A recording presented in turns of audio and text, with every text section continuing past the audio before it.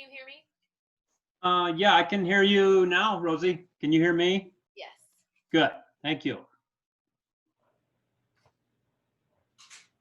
Oh, did you have to call in? Is this you? No, I'm on my computer, so it sounds like it's working just fine. The phone number is Nate, Rosie. Okay. Oh, okay, thank you.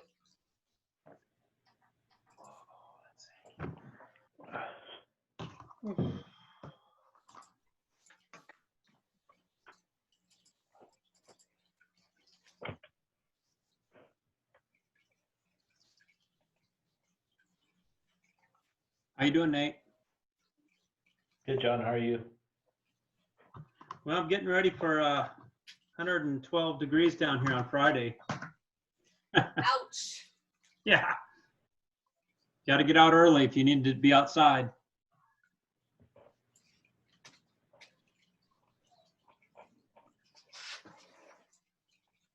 Good afternoon, John. Good afternoon, Nate. Hey, Dave. Hey, Dave. How you doing? Doing well. Doing good. Good. Good deal. I heard something about you're taking this meeting outside. Yes, we're inviting you to come down on Friday when it'll be 112 here in Phoenix. Oof. How's that sound? Oof. How about I invite you up here where it'll only be 82 or something like that. Deal. Pitch a tent in the backyard. Yeah, I remember the day it was 122 down here. I don't know, a long time ago in the early 90s or something. I went up to Flag on that day, and I think it was like over 100 there. It was a doozy. That's amazing. Yeah.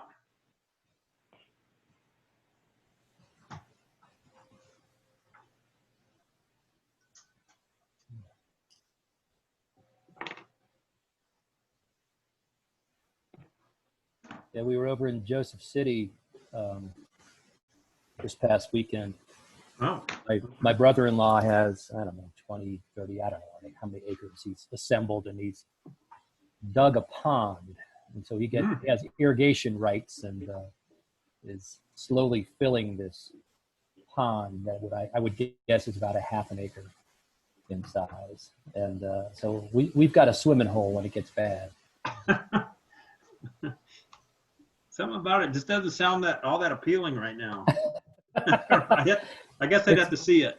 Yeah, it's pretty stark right now. It's kind of a mud hole. Sure. But he's been stocking it with minnows, and he says when he gets to 4,000 minnows, he's going to start putting in crappie. Great. So then I'll have my own fishing hole too. Yeah, that sounds pretty nice. Yeah, not bad. Well, I've got 130, Mr. Chair. Who all do we have? We all have in attendance here. Oh, there's Miss Dunno. There's Nick, Jeff. I think we. Good to go? Let me see. I think we have a quorum. There's 1, 2, 3, 4, 5. Yeah, I think 5 makes a quorum. Is that right, Rosie?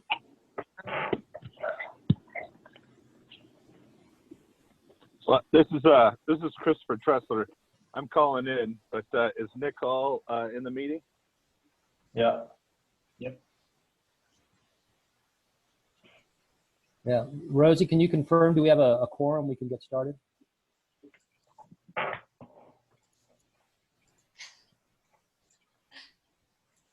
Oh, yes, sorry. I wasn't sure if I was muted or not.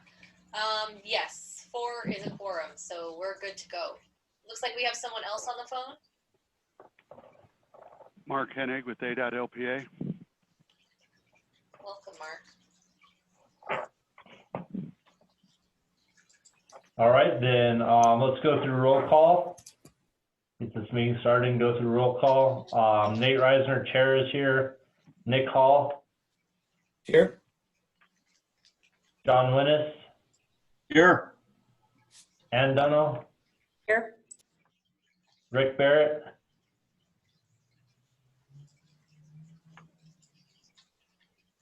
Jay Christelman, Dan Folk, Jeff Bauman, I'm here. Andrew Icona, Ed Sterling. Then it sounds like on the phone we have Christopher Tressler with Coconino County. Yeah, here. And is there anybody else that we're missing? I do not believe so. I think we also had Mark Oh, Hennig. sorry. I'm sorry. I didn't scroll down far enough yet. Jeff Malbeck. He Dave is Wessel. excused. Here, Okay. Martinez. excused.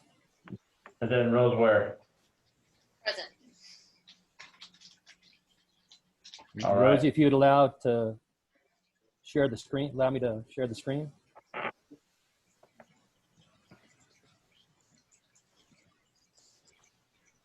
All right. Do we have any public comments? Since we don't have any public comments, I'm going to say we don't.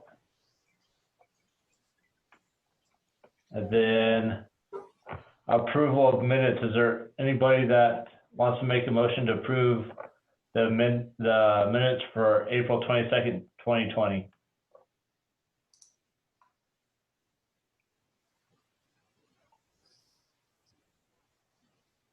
This is Nick. I motion to approve the minutes. All right, we have Nick making a motion to approve. Do I have a second? I'll second. This is Anne. And seconded. All in favor? Aye. Aye. Any opposed? Nope. Okay, there's nothing in the consent agenda, so we'll move to general business. TIP, Dave, do you want to go over the TIP, review and adoption? Yes, thank you, Mr. Chair.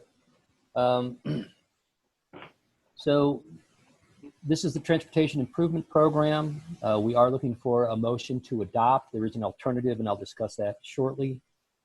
The TIP has gone out to call for projects. We received no responses from the general public, but we did receive the capital improvement programs from all our partners. We then put the TIP out for a call for public comment and received none. In both cases, those were run as an ad in the paper and as a banner on the Daily Sun website, as well as posted to our website.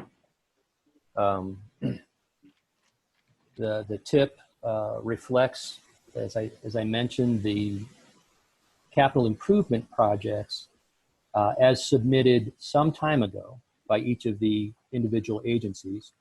And as we all know,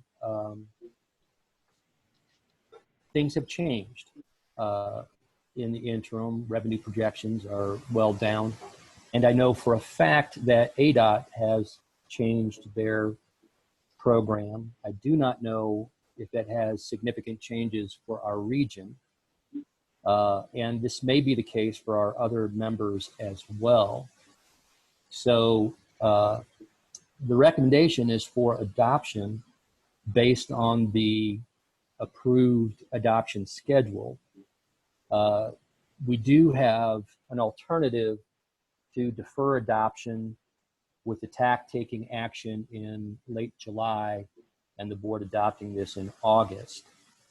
In any event, if we adopt it now, we are very likely, if changes have been made to the respective CIPs, to make amendments in July and August. And in any event, I will likely wait until August to enter our TIP into the state's electronic statewide transportation improvement program, or eSTIP. And it's really the advent of the eSTIP that provides this flexibility. It's a much more fluid process than it has been in years past, where deadline submittals were important so that ADOT could get everything put together and assembled in its program and it adopted and then reviewed by the feds in time for the federal fiscal year. Again, things are much more fluid. So nothing has changed in the draft since it's gone out for public comment. And so the staff is recommending adoption. And as I stressed, there's an alternative. So at this point, happy to open it up for conversation and questions. Dave, quick question for you. So you said there's two options. One is to approve it right now and then make it amendments as we find out whose plans are changing or what plans are changing. And the other option is to put off the adoption until late July and then enter the plan into the ESTIP in August. And either way, you're going to wait to enter the plan into late August or in August. That's right. And just thank you, Mr. Chair. And just to be clear, in the interim, I'll be collecting the details on any changes to the CIP. For today, I think in the conversation, I would like to hear from the respective members, if they do see, changes to their programs within the MPO boundaries that we do need to reflect eventually, either as an amendment or we'll just make the changes and do a formal adoption in July, whatever the TAC and board directs. So is it easier for you to do amendments, or is it easier for you just to wait until August and put in what we know at that point in time? It's really just words at this point, Mr. Chair. We can adopt it now through words, and the board can adopt it through their action next month. And then I'm really going to go through that process of seeing if there are important changes. And then in July and August, we're either going to, amend or we're going to formally adopt them. So it's just a few words today versus a few more in addition next month. As far as the work is concerned, it's all the same. All right, thank you. Dave, this is Ann. I have a question about grant opportunities if, for example, there was a CARES grant opportunity that comes out in the next month and we don't have, let's just say, I don't know, Milton, other than the BRT showing up as a study, and we don't have like the Milton Bridge on anywhere identified in our TIP, does that put us at a disadvantage? Member Dono, Chairman Reisner, I think you make an excellent point. I know Mountain Line has, in pursuit of grants in the past, recognized that, taken advantage of the fact that things have been adopted locally, regardless of whether they've, made it through the entire state and federal process, and that has been useful. And knowing that there is a fluid process at the federal level, those projects that are in the TIP now, it may serve us well to be able to say, yes, they're part of the TIP if we need to submit a project. So that may be an advantage to adopting the TIP now, even though it may be subject to change.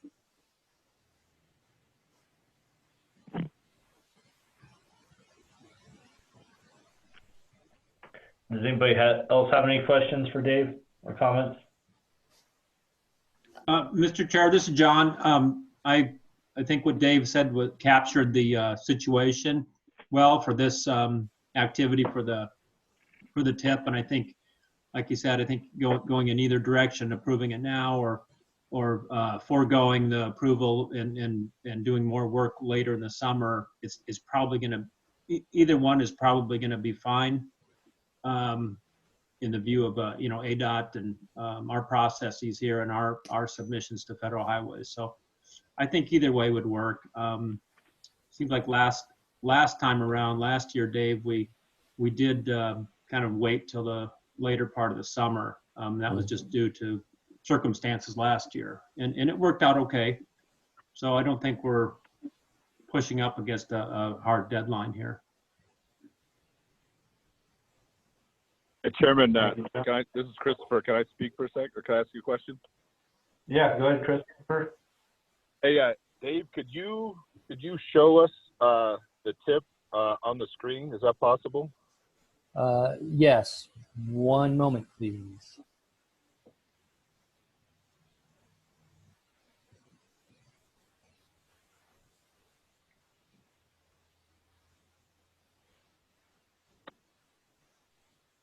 Well, I thought I could.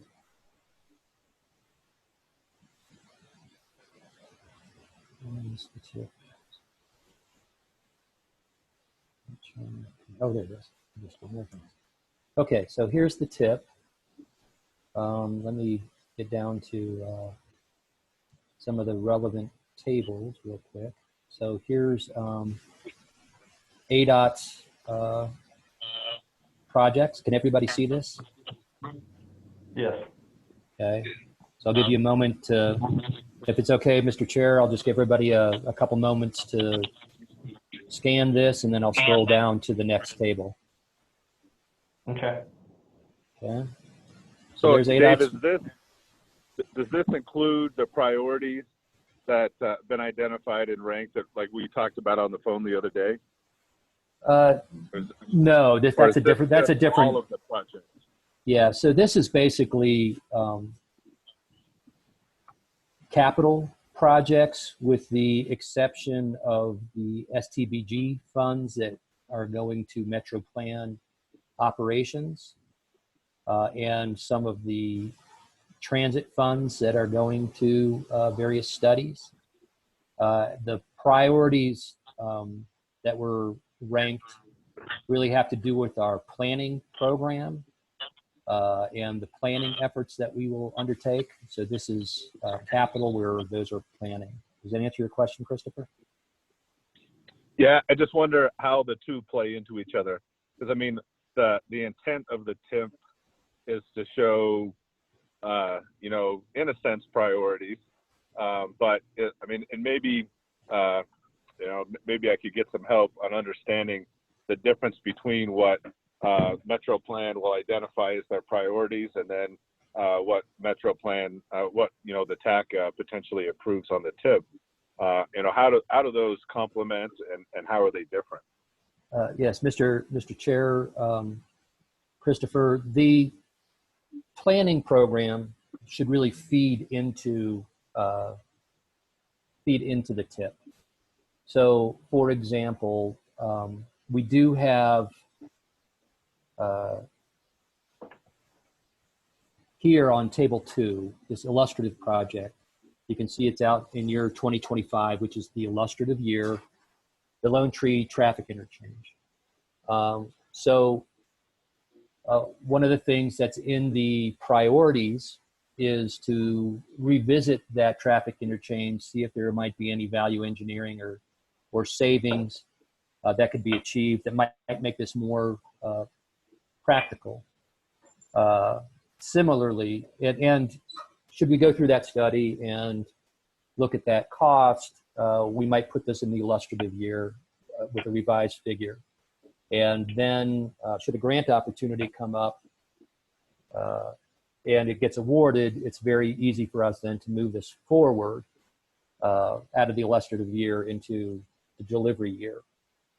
And the TIP needs to have that aspect of fiscal constraint except for that illustrative year. So you have to be able to demonstrate that for those first 4 years, you are projecting revenues to make these projects happen. Where the planning program and those priorities that you've referenced is really about developing those projects to get that full cost estimate and then work out how they fit into that fiscal forecast and get them plugged into the TIP. So West Route 66 might be another example where that's a priority. We will go through that process. You know, the city has some money for West Route 66, and through the process, we might identify what that project is and get that placed into the TIP in a more definitive way, in a more definitive year. So those are how they tie together, if that helps. All right, thank you. Yeah. So to continue, Mr. Chair, you saw the illustrative project for ADOT. The tip discusses after each chapter here what we're going to, how they ties into their RTP goals. Here's the use of our surface transportation black grant funds. And as I mentioned earlier, these are operational. The highlight in yellow at the top of the page, this is a kind of a note for Rosie. I think prior to moving into executive board adoption, we'll tighten these numbers up. We need to know the carry forward and what that's looking like. But you can see the money going forward is what we're awarded every year in federal funds. And then you see down at the bottom, we're applying for a build grant, or I should say the city is applying or has applied for a build grant. And you can see that's out in the illustrative year again, although the local funds are shown in the current year as being programmed. And for kind of full explanation on that, we still used the last year's application, so the full $24 million. We've accounted for all the money being spent by the city and state, but show that as the overall project budget. And then the application, as you see, is really just for $7 million, which is the kind of the remainder of the corridor. Where last year it was for $15 million. So that's our SDBG funds. Then we look at the local projects using non-federal aid funds. And I think we have a couple of pages here. So here's a number of city projects, and I'll give you all a moment to digest that. As you're looking at it, there's Proposition 418 and 420 identified, and the transportation is kind of the ongoing the ongoing transportation tax that was approved back in 2000. And then as we scroll down further, we see a couple more city projects and some Coconino County projects. And I guess I'll ask, I know we have Jeff Bauman and Christopher and Nick, have these changed in your capital improvement programming as revenues have gone down? I can jump in for the city. This is Jeff. We are seeing reduced revenues already and are expecting next year to definitely be short of expectations. So we'll be reprioritizing projects. We haven't done that work yet. And I don't know if it'll, there's more projects in the program than just what are in your tip. So Right. It just may or may not affect the tip. And I don't know that we'll be ready in a month to know what that looks like. To your earlier question, should we recommend adoption now or wait a month? I would recommend adopting what we have now and making adjustments in the future. And that probably won't be next month. That may be 2 or 3 months out. Yeah, Jeff, thank you. And I'm really looking to, the board doesn't meet again until August. And so I would look at our late July meeting, and maybe you'll be done by then. But potentially, yeah, potentially. Okay. How about the county?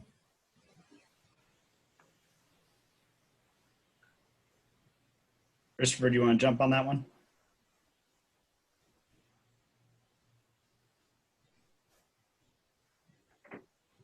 Christopher, are you muted? Is he still in here? Yep. Sorry. It's Nick. Are the projects that are in there, do they match your last revision before COVID-19? Yes, the current projects match up with what we presented to our board in February. Okay, so we're in a similar place as the city of Flagstaff, that we're expecting reduced revenue, and we've adjusted our 10-year plan. But we haven't, so we know we're going to see a deficit, or we expect, and we're planning for a deficit. And so, we could we had a month we could adjust our tip.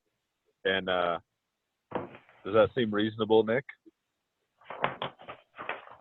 Nick hasn't actually. Nick hasn't been given the number, but we're actually cutting. or maybe you have, but we haven't had a chance to really sit down and talk about it. Yeah. I think we could produce something in a month, but again, too, just following with what's all going on right now is, do we approve now and come back and revise at a later date once things have calmed down more, or are we happy enough at this point? I'm just seeing that there might be multiple drafts either way. So. Okay. Well, it sounds like, there is a suggestion of adopting now from Jeff Bauman, and let's go through the rest of the tables, Mr. Chair, and we'll continue the discussion. So our next table is looking at transit funds. So NAPTA is largely responsible for putting this together. The TIP, all components of the TIP need to be supportive of the regional transportation plan, and NAPTA certainly is. And one of the things that is somewhat unique about the Mountain Line TIP is it includes operating funds, where that's typically not the case for the other members. So here's, again, we have a couple pages here. I'll give you a moment to digest this.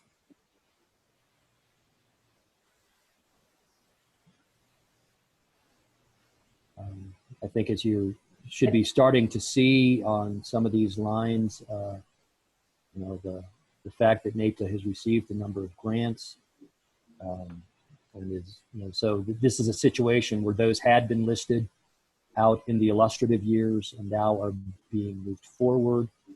And you can see here on the second page a number of unfunded projects that are in their planning sphere and have some costs associated with them. And this makes it possible that should they receive grants or are able to accommodate this under their current budgets, they can very easily, through the TIP amendment process, we can advance these in years. Yeah, and can I add just one element of adding illustrative projects is when you're even in the grant writing process, it's helpful to even have it as the illustrative to show that it's at least past that level of, review and at a high level that the MPO is, supportive of the project in and of itself, even though it doesn't have funding. So I think, there's a lot of, I go back to that Milton Bridge, which I know later maybe we'll touch on, but I do see, I would recommend actually adopting this TIP as it stands now, just because, well, Mountain Line has illustrative items that should we be awarded or should a grant open up here in the next couple months, we would like to have at least this step of the TIP approved. So we would like that. But I do see one project that regionally has interest with partners that I don't see at all on this, not to suggest that it's considered, being added in now, but something in the next couple months, if there are other amendments forthcoming. The railroad bridge has a lot of benefits to multiple partners for, mitigation, some of the issues we've been talking about on, downtown area. Obviously, Mountain Line's project and BRT, it would be beneficial. So I would like to kind of tag that on to the other conversations about future amendments. There's an opportunity to have a discussion about adding that on a partner's illustrative tip table. All right, I think we just have a couple more tables left, so I've made a note of that. And here's additional transit projects for the 5310 program. And again, this is kind of indicative of that, put it out there in where we list the projects that have been applied for, and then as the grants are awarded, those become, you can see the pending there. We move those forward. Then there's our safety projects, and we really have two of those. One, the I-40 variable speed limits, and then the Fourth Cedar Locket project. And we've gone through the amendment process on that already. I know, Mark, you're on the line, I believe, still. Yes. Any comments on either one of these projects? Now we're hoping that I believe the project review board, as long as the IGA has been signed and executed, can move forward with the 4th Street roundabout. And we're looking to get that moving as quickly as possible. Don't have anything on the other project at this time. Excellent. For the I-40 variable speed limit sign, the project's over budget, so they are looking at cutting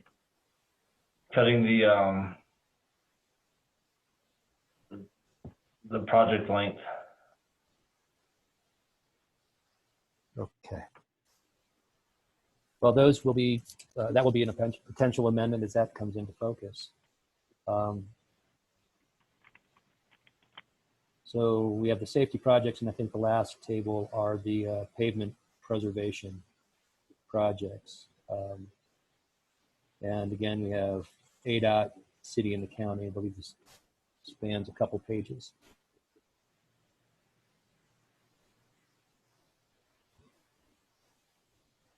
And I suspect, for the city, this is driven by their road repair safety, street safety initiative, similar for the county, for the project that's on here.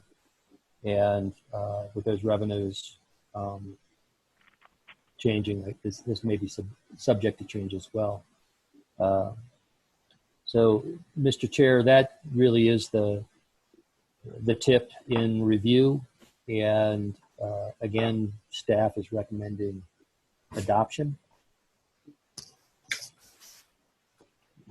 Thank you, Dave. Does anybody want to make a motion to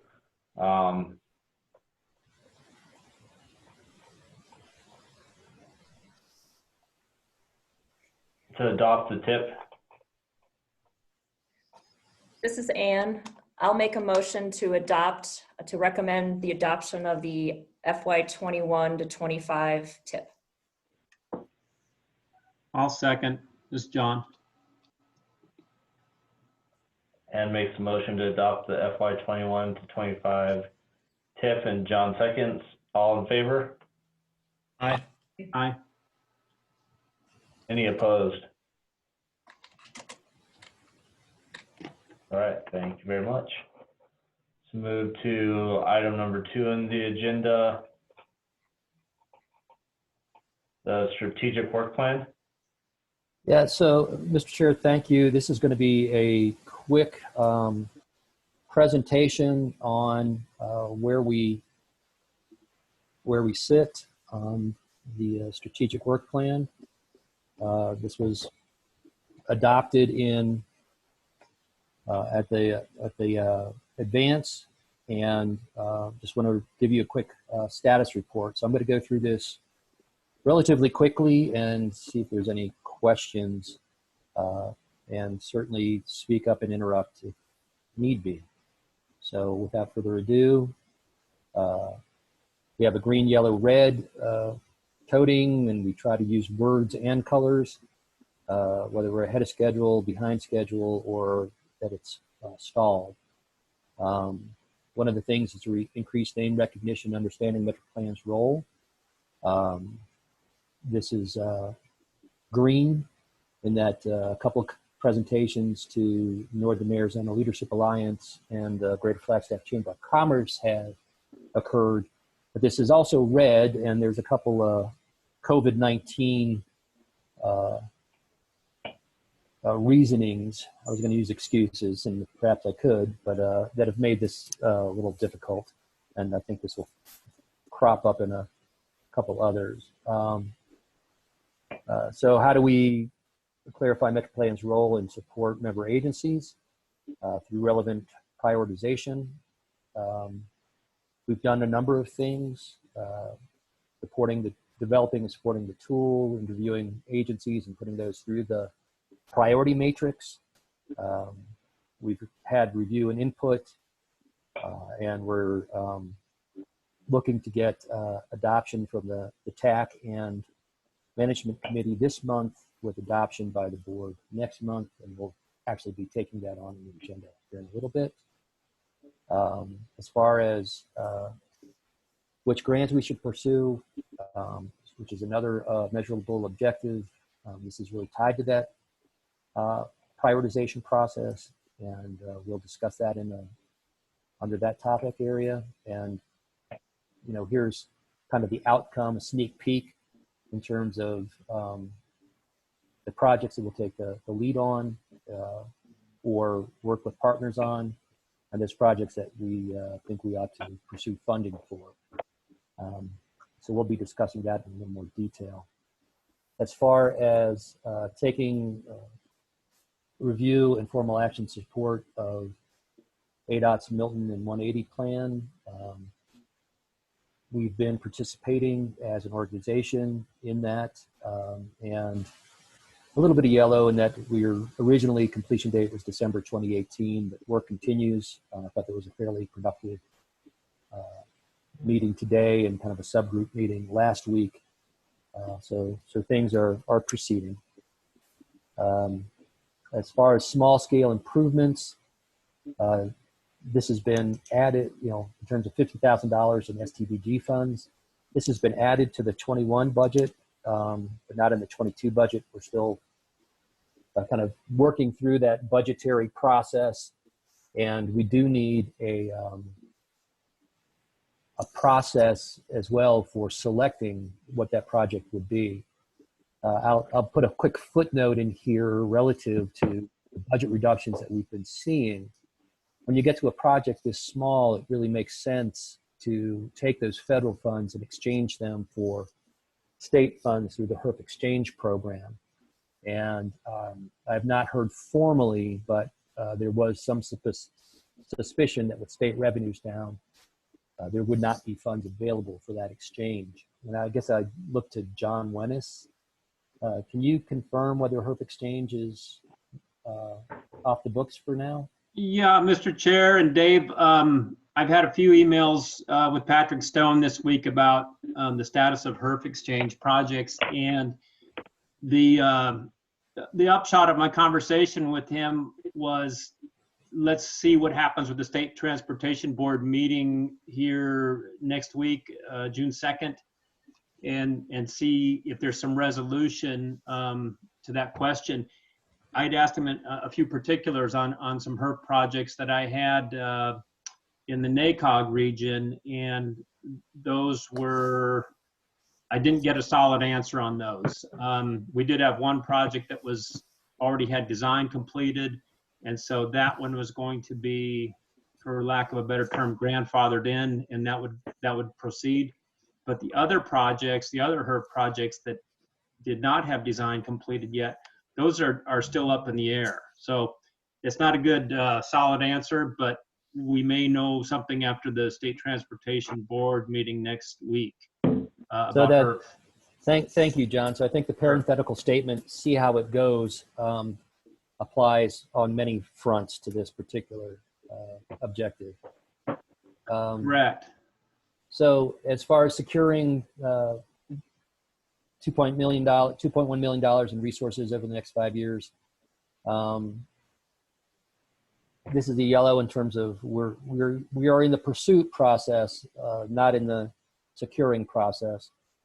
So we mentioned the build grant for $7 million for 4th Street. A request was made when the state was flush for $5 million for that same project. Similarly with the Lone Tree traffic interchange. And right now we're working with the BAB is the Build American Bureau, and I'll give an update on that later. But all of that is in pursuit. We have yet to secure that money. So that's a yellow. I just made reference to the Lone Tree traffic interchange. It says consider. We've considered that. We've pursued it. And basically, the request was turned down for the Lone Tree traffic interchange. And we have now budgeted some funds for an additional study in fiscal year 21. As far as the low interest loans, that's a green. We'll discuss that a little bit later in terms of the status on that, but we're really proposing to hand this off to the city after July 1. There's a next step coming up shortly to discuss the NEPA implications and a little more work to be done on some of the fiscal forecasting and scenario and sensitivity analysis. But I think the work is about done where the city can make a decision for those. The regional transportation model, we're making good progress on that. I think this is generously giving us a green because we set the deadline out at December 31st, but we are operating under several extensions. I am pleased with the advances that we proposed to make, and hopefully in June can report out exactly what those are and the progress that we've made. As far as the RTP process, we really haven't kicked that off, so we're on schedule. And we'll probably go through a scoping interview process similar to that which we did for the Lone Tree corridor as we put together that scope. And then this was kind of grew out of and maybe after the advance. And this is defining what it means to be the finest transportation system in the country. And that really begs for some metrics, or at least even a qualitative definition. And we really don't have that at this point. So that's a red. And to be frank, I don't know that we've really talked about the process we go through in doing that, but I think we can tie it into the regional transportation plan effort. As far as the Lone Tree corridor itself, this is a yellow, in that we, as I mentioned, Metro Plan went through that scoping process, and then at the advance really reached the conclusion that this is collectively reached the conclusion that city is really best prepared and positioned to run this process. So we have provided them with that information, and basically as an organization, we're standing by for that process to kick off, and we'll participate as needed. As far as compliance documents are concerned, Title VI, DDE, and others, we're on target for all of those. Here's another COVID-19 delayed process where we're looking to educate state leadership on indexing the gas tax and other fundraising issues. There was some engagement through our TAC, the resolution, but fairly shortly after that, the COVID revenue reduction started coming into place, and that has since stalled. But here are some, that was an image of Councilmember Odegaard and Supervisor Ryan with some of the state leadership, legislative leadership, that's Senate Leader Karen Fann, as they went to educate them on that. Here's Armando Teller. You can see Kevin Adam and Jeff Meilbeck in that image as well.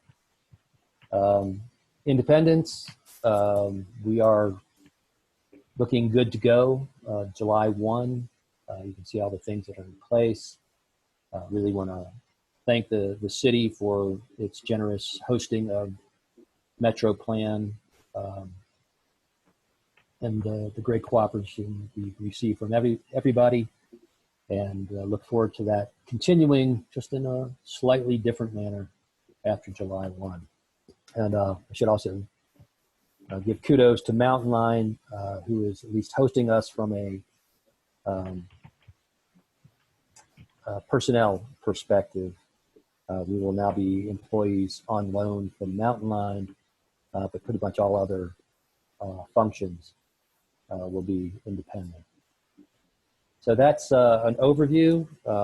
Again, I think we're making good progress as an organization, and be happy to answer any questions if anybody has any.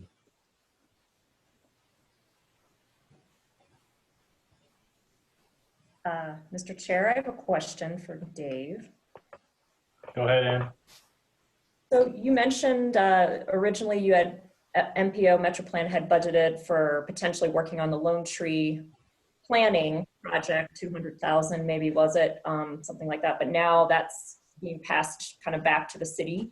What is your thoughts on the corridor plan that you mentioned? Which corridor are you thinking?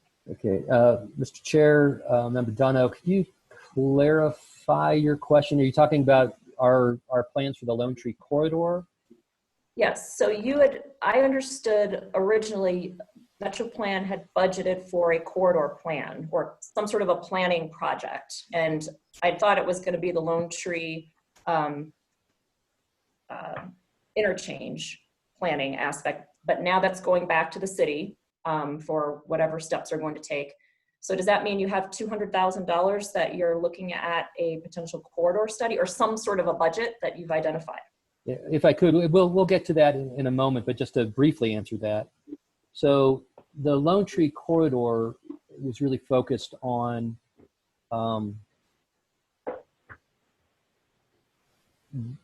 everything but the traffic interchange. Let me put it that way. And we're looking to program some money towards that, and the city, through our discussions and in conclusion at the advance, that now we really have this in hand. And so our focus will be now just on the traffic interchange, and we do have money budgeted for that. Okay. All right, any other questions for Dave on the strategic work plan? All right, if there are no more questions, then let's move to item C on the agenda, Metro Plan Project Criteria Process Update. With Dave and recommendations, staff recommend that TAC adopt project priorities for Metro Plan and recommend adoption to the board. Great, thank you, Mr. Chair. Can everybody see the screen, the project prioritization process? Yeah, looks good. Okay, great, thank you. So you saw earlier in the strategic plan discussion, the steps that we've made in, how come I'm not advancing here? There we go. In this process, and this really gets why are we doing this anyway? Why are we, what's our role? Why do we exist? What are our priorities, and how can we help our member agencies? And out of the advance, we had this 5-year horizon, and you see these highlighted aspects of that, planning efforts, multi-jurisdictional, working on projects partners can't complete on their own, provide influence to policymakers for transportation funding, and this longstanding notion of providing one consolidated regional voice. And so we believe there are aspects to the proposed program and the priorities that help us achieve this 5-year horizon. Also, as part of our measurable objectives, we're looking to set these top priorities for MetroPlan and identify the role that we can play. And so that was part of the discussion that we had. And really what we find is we're really moving somewhat beyond this top 3 projects, but really putting these in the categories such as plans, funding, technical support, and saying these are the things that we really need to be focused on, spreading across the board. So here you can see that process that we showed in the strategic work plan overview. and some examples of the kind of things that we need to really be accommodating of and conscious of. So we know that individual agencies have their priorities, and we just spent some time talking about how the city is really taking on the Lone Tree Corridor, will play a supporting role. Mountain Line has the bus rapid transit. Counties working on Stardust Trail. And so if there are aspects of those that we can help with, great, but those are really priorities for them, and they're taking the lead on those. Meanwhile, there's shared priorities like Milton and 180, the 4th Street Bridge widening, which is underway. We're kind of collectively worked on that. And then this outstanding issue of the BNSF corridor. And so how do we suss through all of that and look at Metro Plan priorities? And as you call in the tool, we saw these multi-agency benefits as a criteria. Is there a staff need? Meaning, can Metro Plan take the lead to fill that staff gap or really augment staff? Are there funding opportunities that we need to pursue? And are these things more of a long-term need, where the Lone Tree Corridor seems to be in that kind of more mid-range immediate need as far as the Lone Tree Overpass is concerned? Are there things that are a little further out on the horizon where that advanced work really needs to be done to get them right and move them into the tip? So we're really looking at, what are our planning projects? The regional transportation plan is one of those. It's a mandate, but it also happens to fit those criteria that I just went over very well. And so part of the question we're asking, what were those other priorities? And also, what are those major funding initiatives? Are there projects that are really out there that we need to be working on from a funding perspective? Perhaps the plans are already sufficient for those purposes. So here's some of the ongoing efforts. This is kind of another of those categories that we're going to continue to work on more through a support role. This $50,000 per year for small projects. What's that process going to look like? How do we help facilitate that process? Are there letters of support? Mountain Line did a free fare study, or is it fare free study? I'm not sure how that goes, but Metro Plan wrote a letter of support, and there may be other opportunities where we can play that role. You see some of the ongoing planning efforts, and then data collection and management has always been a part of what we do, and there's ongoing efforts there as well. So we want to really start feeding into this idea of a 3-year work plan, make sure that we have budget in place to support projects and move them around in time so that we can advance those. And you can see the objectives here. What are the priorities? Adopt those. What are the funding initiatives? Planning support and technical work. So here's the kind of the program in a nutshell, and how we arrived at this.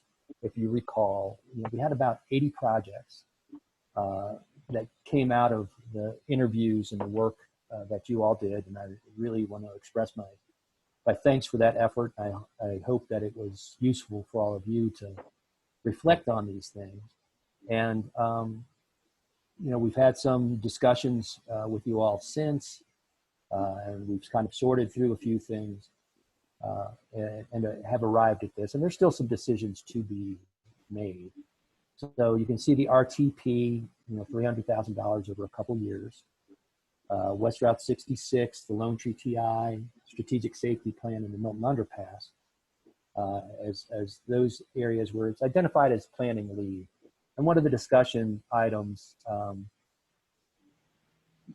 doesn't necessarily have to occur today, but we're still seeking input on, are some of these really more a planning pass-through? Some of you might recall, the county did a Townsend Winona study years ago, and that was funded by the NPO. The county really took the lead. Are some of these projects, particular West Route 66 and Milton, are either one or both of those more suited for a model like that? But You can see these are the projects that we have prioritized. If there were projects that were kind of in that upper tier that didn't get funded as this planning lead, that was for a number of reasons. One, maybe there's an organization that was better suited to run those, and so we're really looking at doing planning support for those. Perhaps they're already down the road far enough that they don't really need a planning lead, or maybe they're too far out. Some of this, far enough out where in terms of a staff resource, we're not really prepared. So just to quickly run through this, and then I think I'm going to pause here and see what kind of questions there are. As we looked at funding pursuit, ped bike projects ranked really high, but there is the active transportation master plan that is coming into the last lap. So we really didn't need to pursue like a planning lead or fund planning for that. But is there funding we can help pursue and help the city maybe leverage its Proposition 419 funds? The idea of smart signals, again, that ranked fairly high. There's been some disjointed efforts, if you will, where the city's putting together through their IT department a fiber optic plan. The city's through traffic engineering has worked on advanced transportation management systems on the Butler corridor and has thoughts on where they need to do those elsewhere. The state has its statewide ITS architecture. NAPTA of Mountain Lion has done a lot of work with AVL and other technologies. Can we pull those together in something resembling a cohesive plan and apply for the Advanced Transportation Congestion Management Technology Deployment Grant? I think I got that right.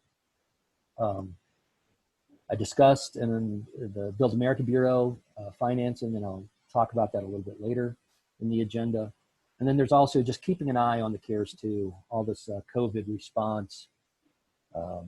We'll discuss that as well, but we really need to keep an eye on that in terms of being prepared to strike while the fire's hot. And then you can see the planning support. A couple, are ongoing. We're all very much aware of Milton 180 bus rapid transit, but some things that are coming up, which the MPO has historically been very heavily involved in, the regional plan, 5-year transit plan, and then possibly a transit election out there in 2022. And we might be providing technical support for that. We might be providing public participation support. With the city's budget situation, our regional transportation plan and the regional plan, I could see some heavy coordination there just to help keep that on schedule. And then you see our kind of routine routine activities, TISMOs, transportation systems, maintenance and operations. So that's what we're looking at over the course of the next 3 years. I believe, as we walked through and in your staff report, you can see the kind of the top 20 items that came out of the interview. And I think we pretty well addressed most of those in one aspect or another. And if we didn't, we have our reason. So at this point, well, let me see, I think, these are just some highlights on the RTP, the Lone Tree Traffic Interchange, and I'll give you a brief update on that. And I'm gonna jump through these in terms of why we think these are important. I'll pause here on the Milton Underpass. You might have recalled in an earlier version, we had this as an advocate for that. We know the Rio de Flag flood control project and BNSF have reached some conclusions along with ADOT on its bridge replacement project. But there are some pretty important implications for some other projects relative to this bridge. And, that includes, what are the pedestrian access points to the downtown connection center and points south? Now that the Rio de Flag project won't have a bridge, a pedestrian tunnel. How does the kind of control point for the flow in the ADOT's Rio de Flag box tunnel affect the potential widening of this bridge for a future rail expansion project, that third main line for BNSF? You can see we are well under, a 16-foot clearance standard, and widening to the north would exacerbate that on the north side. And I mentioned the Downtown Connection Center. Discussions with Amtrak about co-location are still ongoing, and there's the potential for a siding, if you will, for Amtrak to be separated from freight traffic, and that has implications for this bridge. And so, it strikes us that a lot of our partners have their hands full with the ongoing aspects of their respective projects, but there is also a need to coordinate conversations surrounding this bridge and the adjoining project. So that was the thought here for doing a Milton Underpass study. I've kind of discussed these, and I'm sorry for skipping through these, but I think some of these we'll be discussing here later. So our next steps are, we're talking with you and the management committee. We'll take this to the board in next month, and then we have a 2-year work program. We're entering our 2nd year in July, and so we'll do, based on the outcome of this effort, we'll do an update to that work program as an amendment in August. So again, want to thank everybody for their support for the process and their input, and look forward to discussions. And I'm going to maybe back up to that image. I'll leave that up on screen to prompt questions and conversations. Mr. Chair, thank you. Thank you, Dave. Is there any questions that anybody has on the project priorities?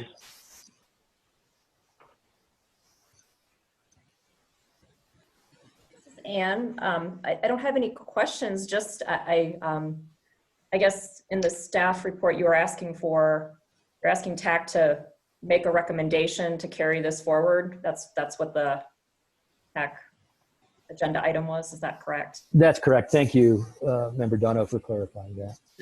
So actually, overall, given the 80 priorities and how things shook out, when you look at the transfer of that information into how you divided out your scope in terms of lead funding, just helping with funding, Mountain Line's perspective is your planning leads make a lot of sense. I can't reiterate how important that Milton Underpass is for many regional partners. And I think that Metro Plan, given the complexity of the multiple partners, BNSF, the complexity of it likely to involve federal funding, to me, it makes a lot of sense that that would be a lead project for Metro Plan to be able to set up the community for successful implementation and seeking grant funds, and having those conversations with the different federal grant opportunities, because probably likely other member agencies don't have that capacity. So I think that priority makes a lot of sense. Obviously the Regional Strategic Safety Plan and the RTP are in your wheelhouse anyway. And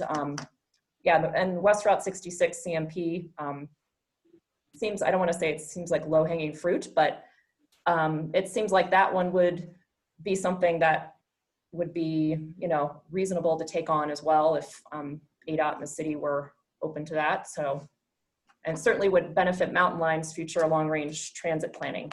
So, oh, and the smart signals, that's the other one. I appreciate the Alphabet Soup nod to the Alphabet Soup grant partnership, because that could lay the foundation for, you know, new technology in our community for traffic mitigation. So,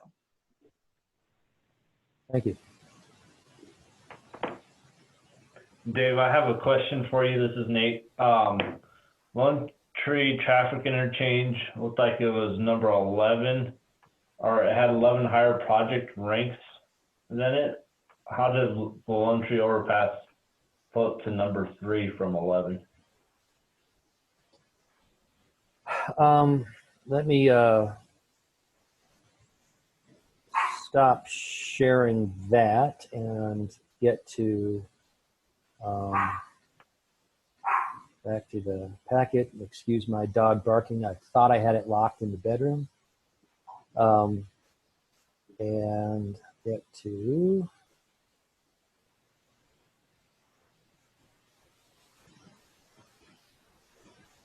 attachments.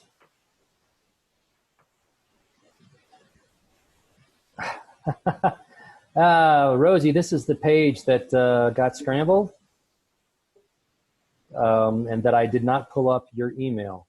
That is the one. If you have the folder open. Yeah, I think I do. So, I mean, can't you just like guess what all of that is saying?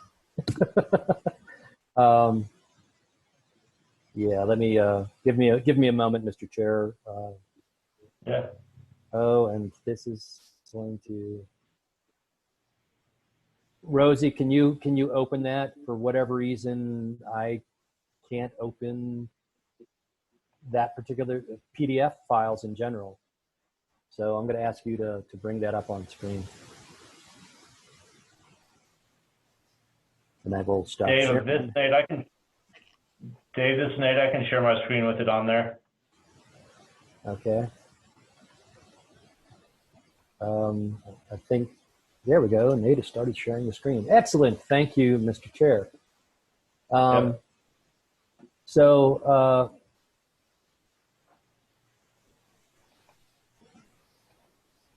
as we look at the priorities here on the screen, whoops, there it is.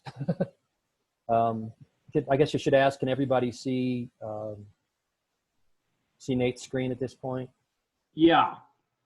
Okay, great. So as we look at these, we put our emphasis on some of these areas where Metro Plan involvement needed to be relatively high. And, so I think we addressed, you see some of those at the top of the list, the RTP, we've addressed through, directly ped bike projects where we're going to address through funding. Downtown Mile, that's really the Milton Bridge. So kind of where that has transmogrified, to use Calvin and Hobbes lingo. Regional plan I'm going to skip McConnell and come back to that, but regional plan update, we're supporting transportation modeling. That's routine. The 66 CMP made it to the top. The ATMP, that's the Active Transportation Master Plan, was seen as fairly important. And then you see over there in Metro Plan involvement, the funding opportunity for the ATMP, if I'm tracking right, and kind of long-term need ranked relatively high. And, and you can tie that back into the ped bike project and pursuit of funds. TSMO is one that kind of got short shrift in my opinion. We're gonna advocate for that. I think as we get into the discussions on what the finest transportation system in the country looks like, TSMO is going to receive a little more focus, and perhaps at that time it'll move up in priorities. You can see, so you can kind of see how we've moved things and addressed things. And so, as we get down to our other emphasis areas, the Lone Tree kind of is the next project in line. So that's kind of how it moves up.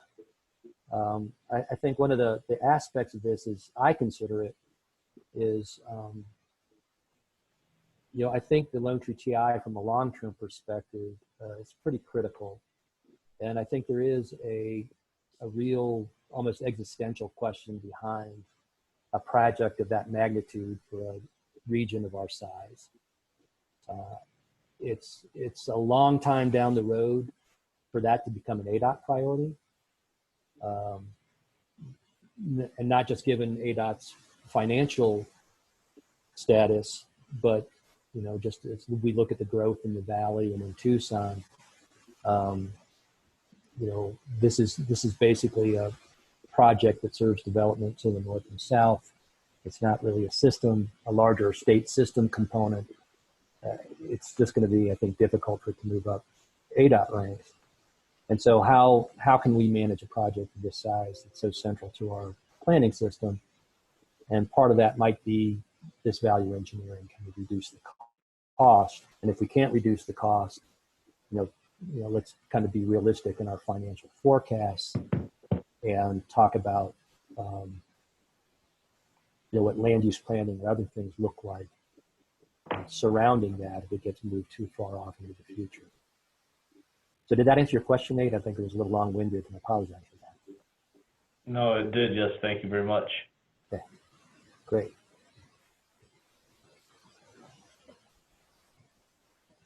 Does anybody else have any questions on the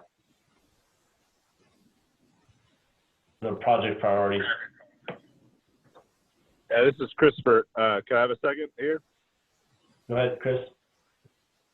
So, Dave, kind of to clarify maybe and follow up with my email, that just kind of like what you just had to do with Nate to explain why a project went from 11 to 3. I guess there's two aspects of this. Are we comfortable with the project, and then are we comfortable with how that post-ranking filtering happened? And I think for the first part of it, are we comfortable with the project? I'd just like to see some more information about, like what the projects include, what the nature of the projects that have been identified. And I think that would definitely help people get more comfortable with them. I can tell you that the leadership coming from Coconino County side of it, and I think we heard it from the board as well, that the Metro Plant Board, that they could potentially see the West Route 66 project going on, being a priority, but they had requested more information about it. And so I think there's a component of a little more detail that identifies the scope of the projects. And then it potentially, specifically for the West Route 66 project, have we addressed and answered the questions that the board had before we ranked that project up quite higher? And so that's like, are we okay with the projects?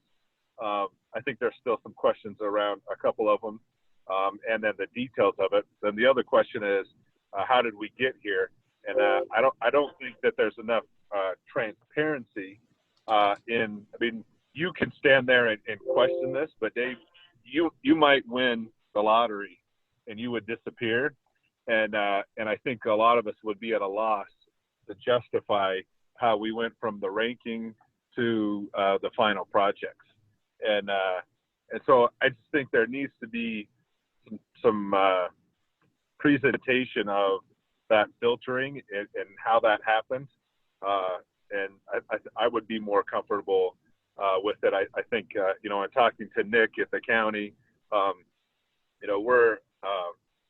we really like the ranking part of it. We like the hard numbers there, but we know that really just informs the final decision. But I think we need a little bit of documentation or justification to show how we went from the ranking to the final projects. Does that make sense? Yeah, Mr. Chair, may I respond? Yeah, go ahead, Dave. Yeah, thanks. Christopher, thank you for that. And I agree. I think part of what I just explained to Chairman Reisner, perhaps we translate that into a slide in terms of how that filtering process works, and hopefully that addresses the transparency issue. As far as the scope of these projects, I agree. I skipped through those slides but pretty quickly, but I also agree that had I spent more time on them, you wouldn't have gotten a lot of substance in terms of scope. And, you know, I think it's worthwhile, and let me just kind of float this to the group, to the TAC. We can do some speculation based on conversations that we've had to date, and maybe put up a hypothetical scope or I don't know, an initial scope, but we would go through a scoping process for each of these. And just to, you know, as an example of an initial scope based on conversations, you know, West Route 66, one, we can describe the limits where we're really talking about Woodlands Village to Flagstaff Ranch as the primary focus, and that it's advance, you know, do a little advanced engineering work or preliminary engineering work to address some of the kind of critical issues that stand in the way of a good cost estimate. You know, so there's some pretty serious drainage issues in there, some pretty serious grade issues on the south side, and can we do, you know, some 10, 15% line work to really help us answer those questions, as well as maybe, you know, I mentioned the city has some funding and is looking at maybe upgrading something like Thompson. But I think there's some real questions as to what the best intersection design is.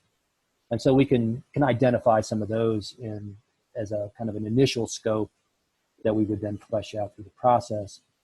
And then kind of comparatively for Milton, I think we would, you know, lay out some of these concepts that I described, you know, kind of programmatically that we're looking to achieve. And then maybe almost from a feasibility perspective, look at the implications, you know, where we know we have a strong control point, you know, in the Rita Flag flood control project, and really looking at, you know, playing some of those back. Kimley Horn did some work for the BRT a couple years ago. That might be a good starting point. But just to see what the implications of these various concepts are for the control points, and you know, you have to lower Milton, you have room to raise the bridge, and how do all those different scenarios play out? So it's almost a kind of a feasibility level work might be the scope we would propose there. So does that kind of work if we, you know, flesh out some of those kind of key components that we would see it initially, and then be clear that we would go through a scoping process with stakeholders? Would that address your concern, Christopher? Yeah, I think so. Thank you. Yep, I think you're tracking.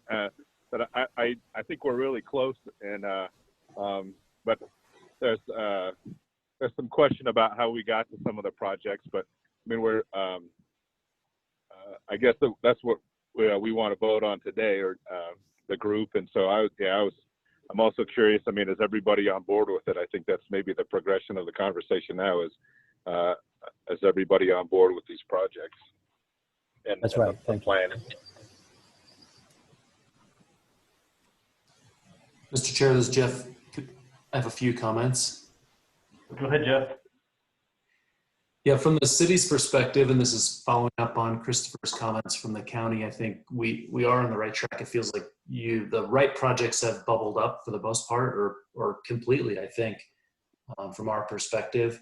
Some transparency and process flow would be helpful in explaining, and I agree with Christopher. And to that point, I still have a little bit of a question. Maybe with the slide up, it's helpful. how the projects were prioritized in time. And I specifically, and it's not that much time difference, but I'm not sure I can follow it. So the two projects are West Route 66 CMP, which has an urgency score of 4, and I'm scrolling down. Lone Tree TI urgency score of 3, which seems to be much more a long-term project, yet it's funded before the West 66 project. I wonder if you can, I know there's some cash flow and things, Dave, maybe you could explain that a little bit more. With this slide up, it's helpful to see my concern, I think. Yeah. No, that's a good question. And I think some of the timing, as we look at this and get into the scope, may need to shift. And the reason that it may need to shift, I think it's going to be a staff workload question. If, for instance, the MPO is the lead on all 4 of these projects, or 5 if we throw in the safety plan, that's a pretty significant workload. None of these are small efforts. They're almost all going to be consultant driven, but as we all know, working with consultants can take a lot of oversight.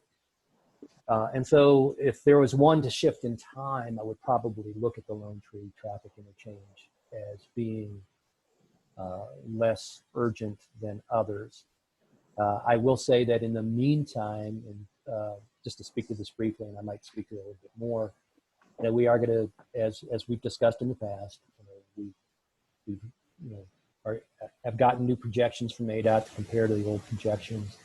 I'm doing some traffic modeling using our current model, and we'll look at some metrics and to compare those alternatives in terms of the different concepts. And we'll have that conversation with ADOT and Federal Highways as to whether or not those findings warrant this level of investment. And that might be a good time to review its timing as well. But it was a good question. Thank you, Dave. So I have a couple other comments here. One of my biggest concerns are the scoping of the projects for Lone Tree Traffic Interchange Route 66 and Milton BNSF underpass studies. And are we really looking for a study for some of these projects, or are we looking more for a project assessment that looks at different alternatives, then makes recommendations with up to a 30% design and a pretty decent cost estimate? I don't think that's something we need to answer right now, but that's kind of my biggest concern with these projects. And then my other concern with the priority matrix is how the numbers were assigned for each project for urgency, magnitude, multimodalism, regional impact, and so forth. I just don't have a good grasp and feeling. If somebody asked me, why is this one a number 3 or this one a number 5, I could give them a good answer. Yeah, so Mr. Chair, I think as we go through the scoping process, we'll determine whether things are a study or PE. My preference is that we push these towards PE so that we are setting these up for funding. I think to a large degree, we've gone through alternatives analysis. I think our discussions with Federal Highways on the financing actually may shed some light on that in terms of, I think we have a pretty proud history of planning in the region, and, can we narrow our focus by virtue of that, even if it's not necessarily a formal, or maybe even if we do go into a formal NEPA process, can we, the fact that they've been informal, but it's so rigorous. As far as the urgency definition, we did provide some opening definitions for people in that process. And I would have to rely on those. But in terms of a very prescriptive definition on what's a 1 versus a 5. I don't think we really have that. It was left up to the individual agencies and their members to play that out. Okay. Thanks for that, Dave. Mm-hmm. Does anybody else have any other comments or questions for Dave? All right, I'm gonna stop sharing my screen, and then does anybody want to make a motion to adopt the project priorities for Metro Plan and recommend adoption to the board?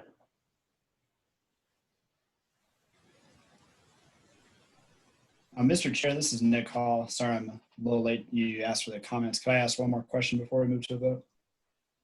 Yeah. Thank you. So, Dave, I know we've been hashing this quite a bit, this meeting, the past two, but again, too, just kind of what we've been asking about being transparent and being able to describe how we got to this point through here. For each of the projects, I know you spent a lot of time trying to combine the thoughts of the different parties coming through, and especially with City of Flagstaff, how engineering and planning and development came together separately to provide input to you. But, you know, we talked about the Milton corridor, and I think we all agree it's important and we see it, but trying to go through the spreadsheet, it looks like half of the city responded to that and Mountain Line, and that's it. I didn't even see if ADOT had commented on that one, but it's kind of, you know, really their jurisdiction too. That when we kind of came to that averaging of weighing points on this, if you had multiple jurisdictions, did you just straight average it? And do you see a need that maybe we do need to ask all the entities involved to get a true average of that project priority? Mr. Chair, Nick, I think it was kind of a squishy process. To Christopher's comment about, what's the scope, we had 80 projects and, quite a few duplicates. And I think it would be fair to say that, probably as people thought about those, the scopes in their respective minds were different for each of those duplicate projects, or varied at least. And so, did my best to kind of combine those, and really did a thumb in the air, eyeball average, as opposed to trying to do the hard math of actually coming up with an actual average. I think in the final analysis, there remains, some subjectivity. There remains a fair amount of judgment in terms of, what we think we can accomplish and what needs to be accomplished. I feel pretty comfortable. I think it was Jeff Bauman said the right projects have bubbled up. I don't know that if we went through the hard math that we'd see material changes to the list. I might make a couple caveats to that, but I'm fairly comfortable with the process and the dialogue that we've had to arrive at this point. I think I'll stop there. Hopefully that's addressed your concern.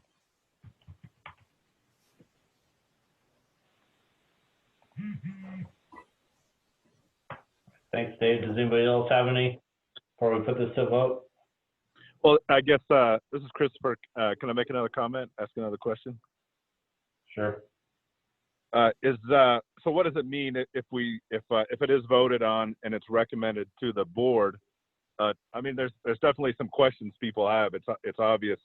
And so, I mean, what are the next steps, and what happens as we move forward if we don't recommend it, and it's not from the TAC? What does that mean? And then if it is recommended, and how do some of these questions and some of this polishing happening. And I think that's maybe a question for Dave, but maybe also Nate as well. I'm not sure. Mr. Chair, if I could, so the next steps, you'll vote on it today, the board will vote on June, and obviously there's a couple permutations on that. If you recommend against it, hopefully we can, document why. And, then that puts staff in the position of, either, recommending the program over TAC objections, or perhaps asking for deferment by the board as we work to address those objections. Should things go positively, and the board, the TAC recommends it, the board adopts it. The next step is really to work this into the work program. As I mentioned, we do an amendment to really flesh these out, tie it to the budget a little more tightly. And Rosie's going to speak to the budget here shortly. And then we go into a scoping process for each of these. And I would leave it open that as we scope these, depending on the relative size of the scopes, we might make some further adjustments. One might be, as we discussed in response to Jeff Bauman, maybe the Lone Tree TI gets pushed out in time because the scope of the other projects has grown to such that we don't think we can manage it. It might be, through the discovery process and the scoping that, one of these projects might fall more to a study and less so PE. And as a result, it frees up some funds to either augment one of the other recommended programs or bring one from the bottom of the list up. So I appreciate your previous comment about working to define the scope on these somewhat. And I think we can take a good running start at that for the board, hopefully before June 3rd. So it is a little more clear as to what we anticipate. Hopefully, as I say that, I'm going to say hopefully, as TAC members, there's general consensus, if not spoken consensus, as to, or I should say consensus, but understanding of what those scopes are likely to be, so that you feel comfortable moving forward. We'll see.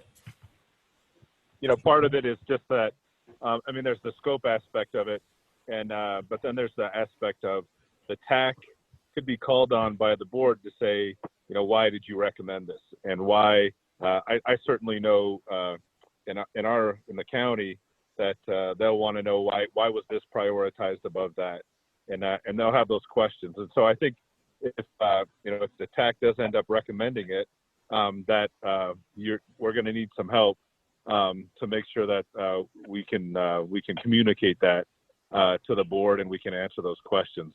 But that's a big part of what I'm thinking about is the presentation to the board and why is the TAC recommending this, just so that there's a clear thought process so that we can all stand shoulder to shoulder and say, yeah, we recommended it for these reasons.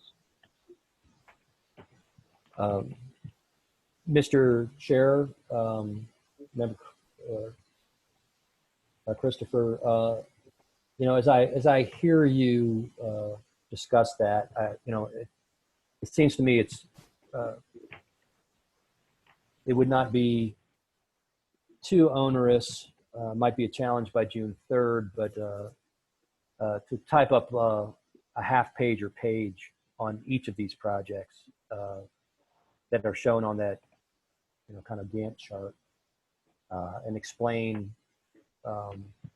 that initial scope, and then kind of against the criteria, a little bit about their scores, and then some narrative as to why they're deserving of those scores. And so, you know, I can get to work on that, and I think that may augment either the staff report or certainly a follow-up to this effort.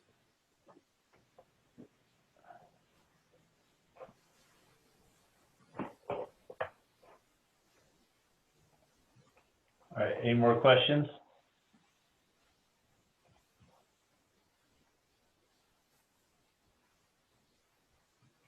All right, does anybody want to make a recommendation for the TAC to adopt project priorities for Metro Plan and recommend adoption to the board?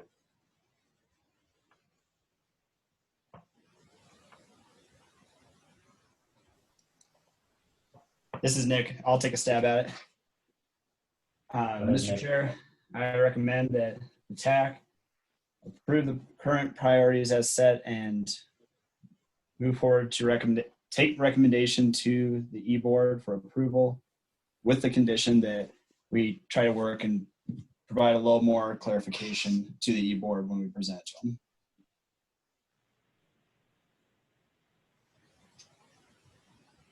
Anybody else want to make a second that recommendation? I'd second that recommendation, Motion? Jeff. Thank you, Jeff. All in favor? Aye. Aye. Aye. Anybody against? Nate, I'm gonna sustain my vote. Not because I don't think any of these projects are great. I think they're all great, but I do not want to give the appearance that ADOT project priorities align with Metro Plan project priorities, because ADOT has a completely different system in ranking our project priorities, and I don't want adoption from the TAC priorities to be seen as ADOT adopted these priorities to move forward with.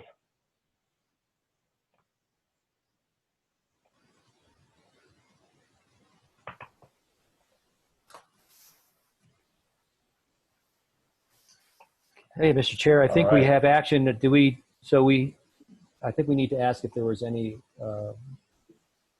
votes for against. I think it was unanimous plus one abstention, but I want to make sure there's no votes against or see if there are. Yeah, I think I asked that right after I asked in favor. Did But you? if I didn't, is there anybody against? Okay. It sounds like everybody was in favor and one sustaining a vote.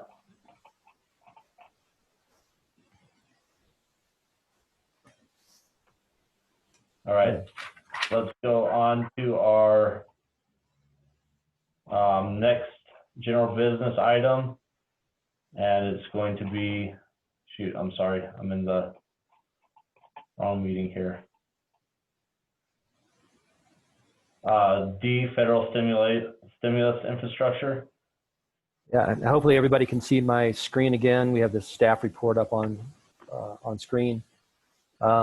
Just very briefly, as you all know, there's been a lot of federal activity in response to the COVID pandemic. Most of it's been geared towards individual and business support. There has been some support for transit, and Mountain Line was a recipient of $7.5 million to help with basic operations. There was some speculation that additional relief packages may come through and focus on infrastructure. And to that end, the House passed the HEROES Act, which had some infrastructure components to it. However, the Senate has essentially halted that process. They're kind of in a wait and see status as they're looking to see the impacts of the the processes that have already been approved are in place. Consequently, the current highway bill, transportation bill, expires September 30th. And so as they push off a COVID-related infrastructure bill, excuse me, the timing is right, the urgency is there, that perhaps they really focus on that transportation bill and get it put into place. So there is some urgency to that. The MPO here is, member of several organizations that are working on this on the federal front. We're a member of the Association of Metropolitan Planning Organizations, the National Association of Regional Councils, and of the rural and locally or in state, the Rural Transportation Advocacy Council. And all of them have positions. Would recommend that you take a look at those. I'm confident that the board going forward will take these up and take actions. But as you perhaps digest some of these, you may have questions about perhaps particular aspects of funding needs that may or may not be addressed. In the report, for your reference, are I'll kind of page down to the attachments very quickly. There's AASHTO's letters to Congress, really seeking, I think it was $50 billion. Some of that, again, may be wrapped into the reauthorization bill. There's information from our TAC. There's information on the HEROES Act. All of these are attached. I may pause. I know we're getting a little tight on time, and I'm just paging through these. I'm not going to go through them in detail to see if any of our members, have things to add, that either they're taking individually on federal action as their respective agencies, or if there are aspects of either a relief bill through COVID or the reauthorization that are of particular interest or concern that they would like the MPO to kind of research and or put together a position on. So that's all I have for now. Thank you, Mr. Chair. Thank you. Mr. Chair, I just have a quick. Anybody have any questions for Dave? Yes, this is Ann. I have a quick question for Dave. Go ahead, Ann. With respect to some of these potential opportunities, is there match involved, or do they all seem like they're basically 100% grant? That is difficult to say at this point. If it was in a relief package, I think there's a good chance that they would be 100%. There's been a lot of lobbying by state and local governments, recognizing that state and local revenues are down. The ability to match is increasingly difficult, and so it may be that the federal government recognizes that and offers 100% funding through a relief bill. If it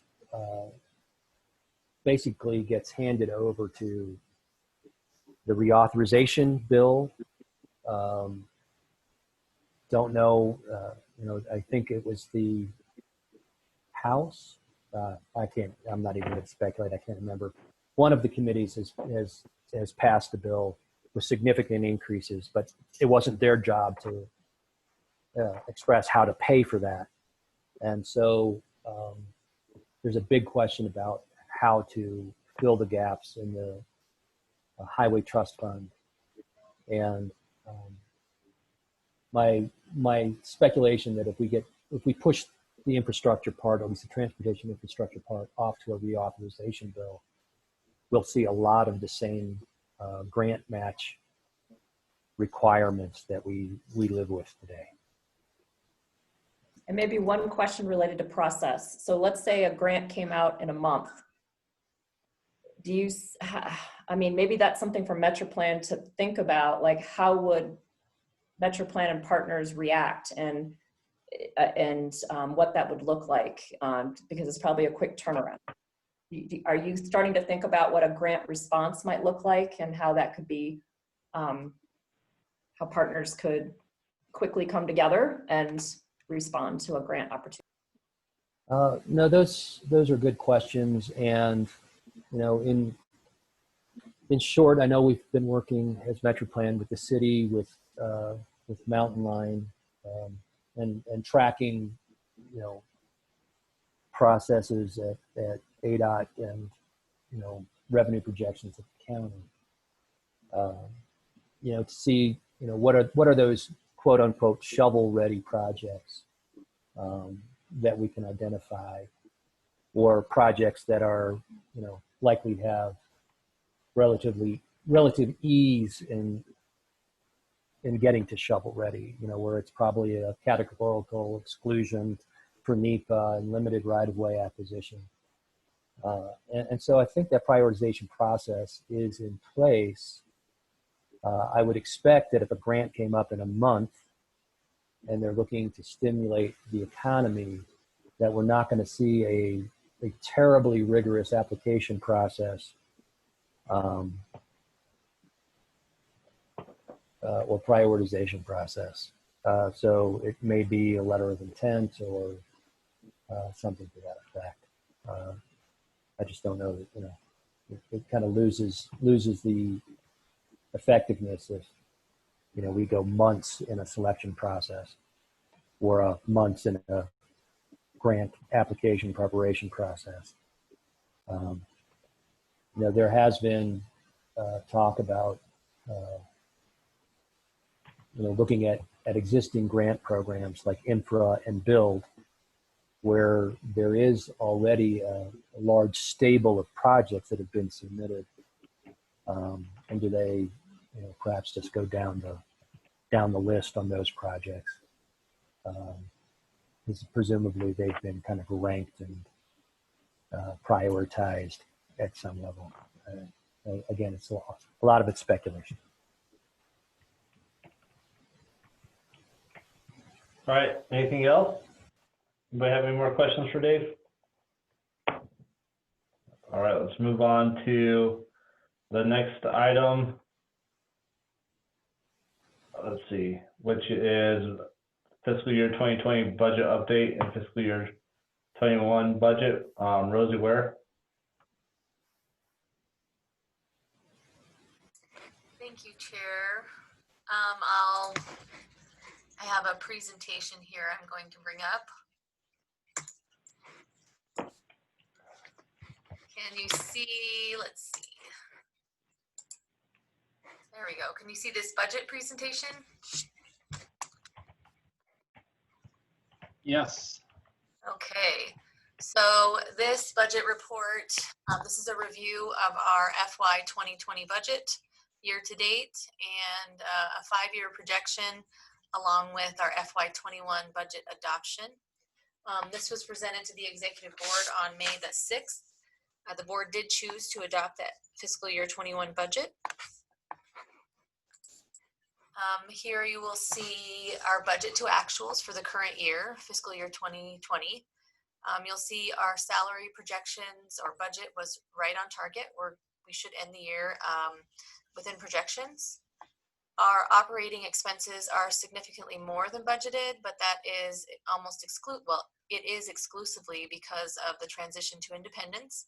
We have had some additional costs and we are still paying the full indirect cost to the city of Flagstaff for housing us and providing all of the other overhead expenses. So we do expect that to go down in future years.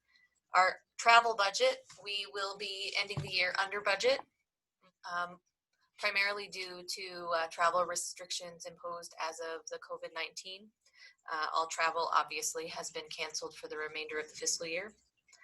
In regards to projects, we definitely underspent this year, and that has multiple reasons. Most of them are due to the transition and project priorities. The project priorities we talked Dave spoke about earlier.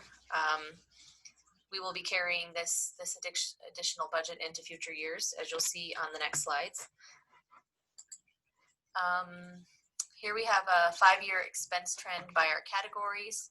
You see salary and operating expenses start with salary. Salary should remain level.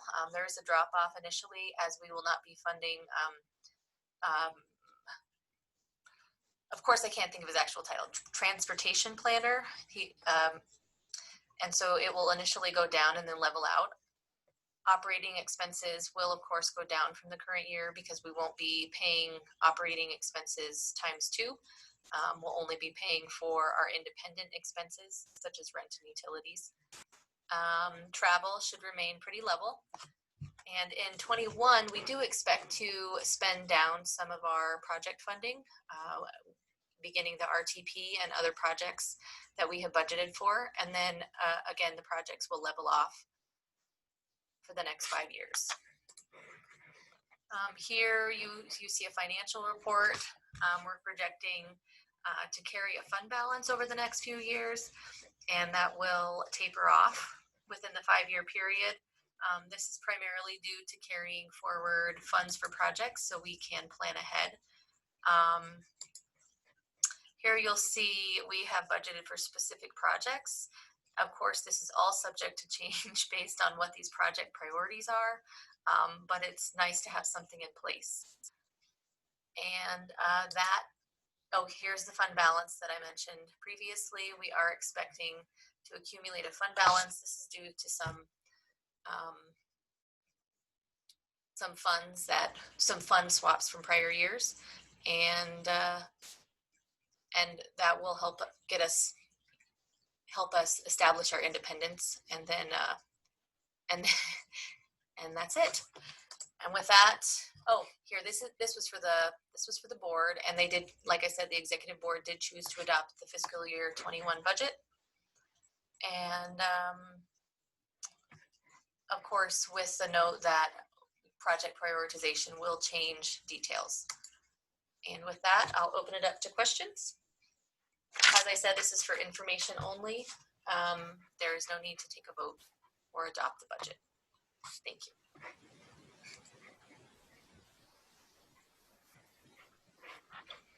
Thank you, Rosie. Are there any questions for Rosie? All right, with that, let's move to our next item. Federal financing of local projects. Dave? Yes, let me get back to the package, the packet there. Yep.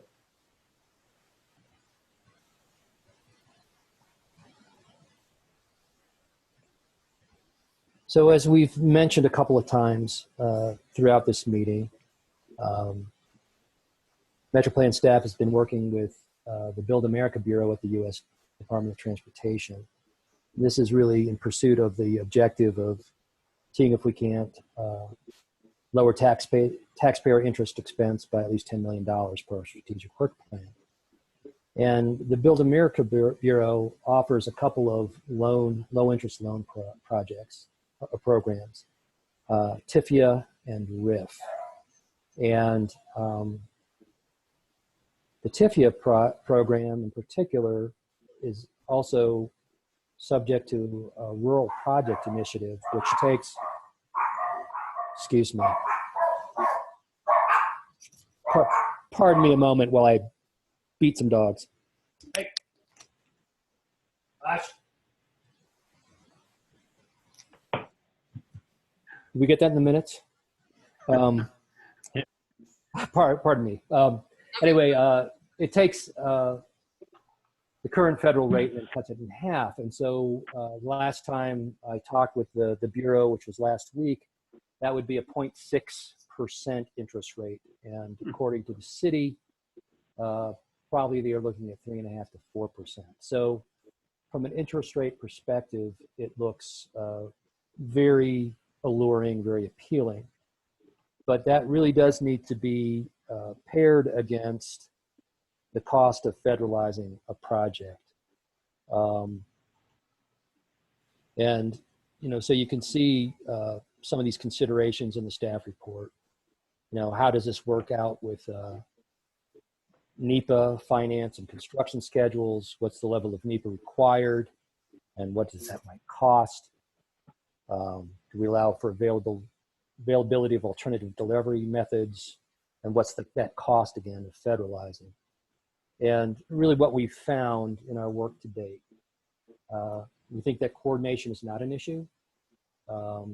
We've been using the Lone Tree Overpass as kind of our learning example, and we put together a fairly detailed schedule working with the city, Build America Bureau, and the local federal division, and using a kind of the worst case scenario, a design bid build process. We think we could reach the city's target of November 2026 for opening date, with a fair amount of slack time built in. As far as NEPA is concerned, that doesn't seem to be an impediment. We've reviewed fairly thoroughly, at least internally, all of the Proposition 419 and 420 projects, and none of them, with the possible exception of John Wesley Powell of the eastern part, seem particularly onerous or particularly expensive. And as you said, I think the schedule works with the typical delivery, so NEPA doesn't seem to be a problem. Alternative delivery does not seem to be an issue. And I think you can go to FHWA's site and see that they are advocates for alternative delivery methods. Obviously, if they're advocating that, they're coordinating that with NEPA, but we do need to understand what those implications are. And I know for the Lone Tree Overpass, the city is looking at what they call a progressive design build method, which is a little more aggressive in moving forward as you reach an appropriate level of design. So grading might advance as you clear all the alternatives. And so whether or not the federal process supports something that aggressive needs to be determined. And then we get to really the kicker, and I probably should have, I buried the lead here, is the general cost versus savings. And there is a, kind of conventional wisdom, I'll say, in talking with, my peers across the country, that, federalizing a project can cost in the neighborhood of 30% more to do that. And that's for a variety of reasons, NEPA being one, Davis-Bacon, Buy America. A lot of these processes come with risk. NEPA, for instance, exposes projects to lawsuits that otherwise they wouldn't be, and consequently, contractors, both designers, as well as construction contractors, kind of add that risk into their cost, hence the increase. And we talked through that with the Build America Bureau, and they really didn't find fault with the process that we went through. And we arrived at, after doing some research, something more in the neighborhood of a 20% cost increase. Well, at 20%, when we run the numbers, and I've shared these with Rick Tatter, but have not heard back from Rick, but we did run these through the Build America Bureau. That at a 20% or 21% cost increase in the project and a maximum spread, or at least what we project to be a maximum spread of the interest rate, you basically break even. It's a $73 million project and you save $375,000. However, if that cost could be controlled to 15%, you could save, and to have that maximum spread, you could save $5. And that's starting to feel, at least to me, as something to pursue, but there's still those risks involved. So that's where we would be looking to, advance this a little bit more in terms of this conversation with the Federal Highways Division in Arizona on the NEPA process, and really seeing if there's any more information on what we think the projected increased cost would be. And then once we have those in hand, we'll turn it over to the city. I should add, we also want to run some scenarios for the other projects, placing them at various points in time so we can look at the impacts of interest savings, see if there's any, if it's worthwhile accelerating any of these projects and if that would make any difference. But then we also know that it changes the term in terms of the length of the loan and other things. So that's where that stands. I know we're getting close to time, but I'll answer any questions if there are any. Thank you, Mr. Chair. Thank you. Before we take questions, we only have 2 minutes left, so if you have questions, please make them brief. Any questions?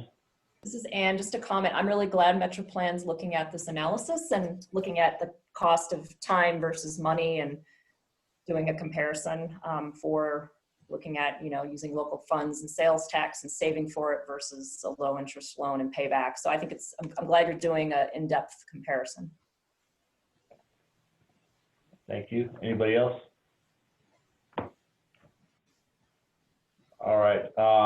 Since we're at 3:29, I recommend that we move item G to next month's agenda. And then items H and I seem to be always on the agenda, so we'll keep those items on the future agenda as well. Are there any closing comments from the TAC? This is Anne. So I don't know if you all realized that NAU, Steve Vidral was on the line for a short period of time, but I don't know if Andrew has reached out. He is, they're finding a new representative for NAU TAC. I don't know who that is yet, so, but I thought wanted to say goodbye to you all. He is technically in his last 2 weeks at NAU. Thank you for sharing that, Ann. We'll definitely reach out and thank him for his service and time here in Flagstaff. Yeah, definitely. All right. Well, if there's nothing else from the TAC, then I make a motion to adjourn this meeting. This is Nick. I second. All right. Do we have to make a motion to adjourn the meeting, Dave? No, you don't. You can just adjourn when you're done. So, Okay. We'll just adjourn the meeting then. At 2:30. thank you, everybody. Sounds good. Thank you. Good meeting. Good discussions. Thank you all. Definitely. Bye-bye. Thanks, everyone. Thanks. Bye. Bye.